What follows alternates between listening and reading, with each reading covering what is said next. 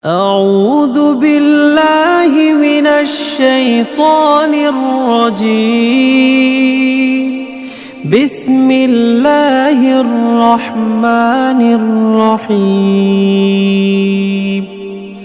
الرحمن علم القرآن خلق الإنسان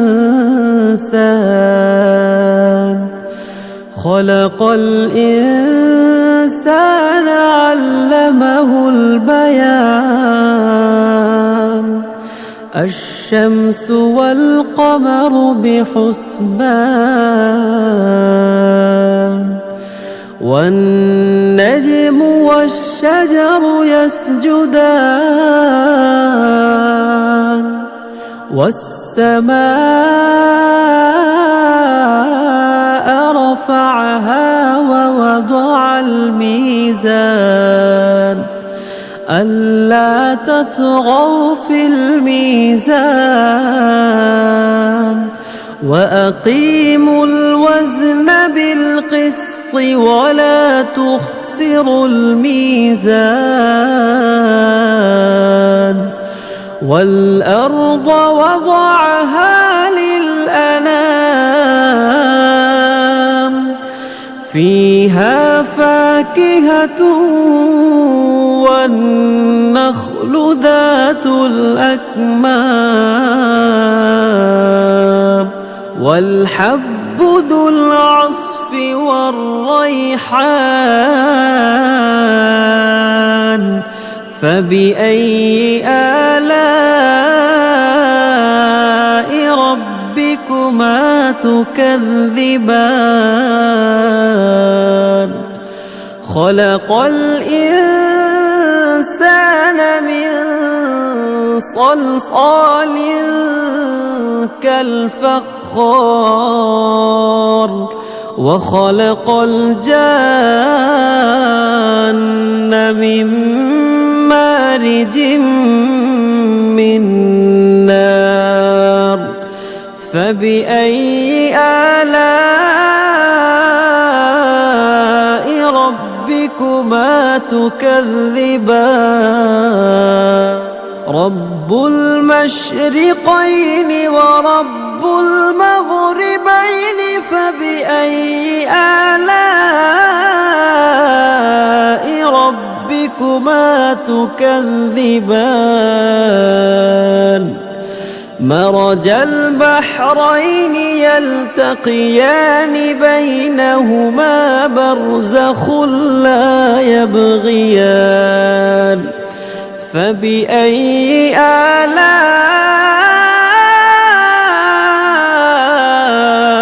ربكما تكذبان يخرج منهما اللؤلؤ والمرجان فبأي آلاء ربكما تكذبان وله الجوار المنشآت في البحر كالأعلام فبأي آلاء ربكما تكذبان كل من عليها فان ويبقى وجه ربك ذو الجلال والإكرام فبأي آلاء ربكما تكذبان يسأله من في السماوات والأرض كل يوم هو في شأن فبأي آلاء ربكما تكذبان سنفرغ لكم أيها الثقلان فبأي آلاء ربكما ربكما تكذبان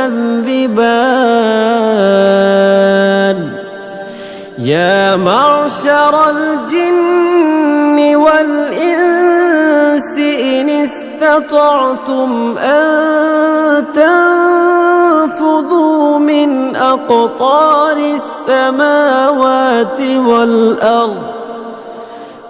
أقطار السماوات والأرض فانفذوا لا تنفذون إلا بسلطان فبأي آلاء ربكما تكذبان يرسل عليكما شواظ من نار ونحاس فلا تنتصران فبأي آلاء ربكما تكذبان فإذا انشقت السماء فكانت وردة كالدهان فبأي آلاء ربكما تكذبان فيومئذ لا يسأل عن ذنبه إنس ولا جان فبأي آلاء ربكما تكذبان يعرف المجرمون بسيماهم فيؤخذ بالنواصي والأقدام فبأي آلاء ربكما تكذبان هذه جهنم التي يكذب بها المجرمون يطوفون بينها وبين حميم آن فبأي آلاء ربكما تكذبان ولمن خاف مقام ربه جنتان فبأي آلاء ربكما تكذبان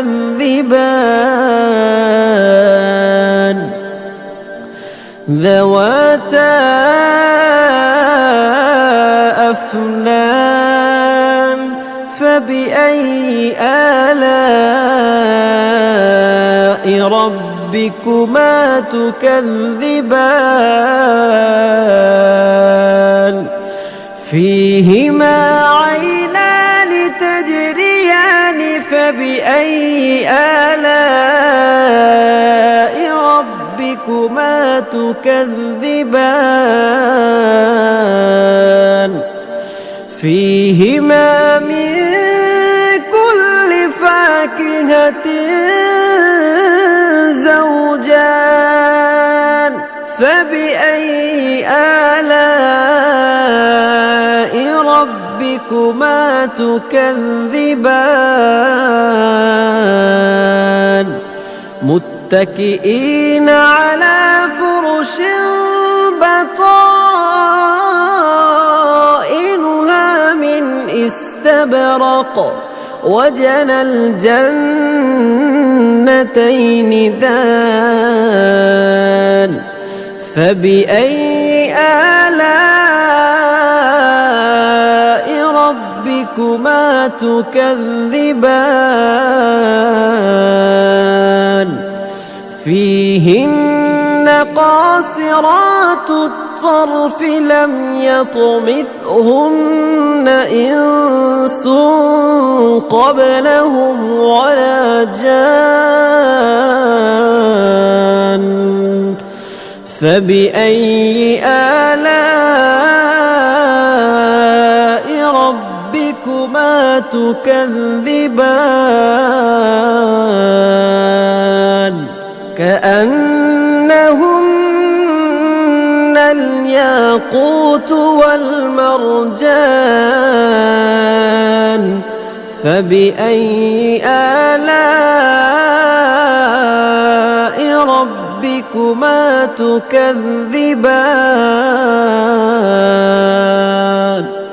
هل جزاء الإحسان إلا الإحسان فبأي آلاء ربكما تكذبان ومن دونهما جنتان فبأي آلاء ربكما تكذبان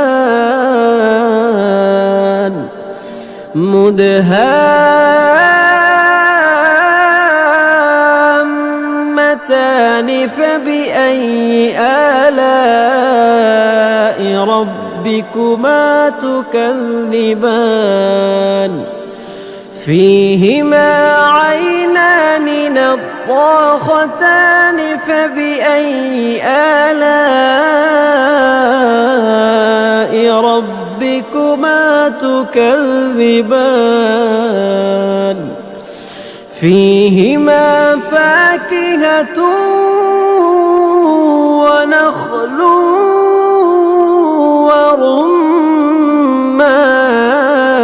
ورمان فبأي آلاء ربكما تكذبان فيهن خيرات حسان فبأي آلاء ربكما تكذبان حور مقصورات في الخيام فبأي آلاء ربكما تكذبان لم يطمثهن إنس قبلهم ولا جان فبأي آلاء ربكما تكذبان متكئين على رفرف خضر وعبقري حسان فبأي آلاء ربكما تكذبان تبارك اسم ربك ذي الجلال والإكرام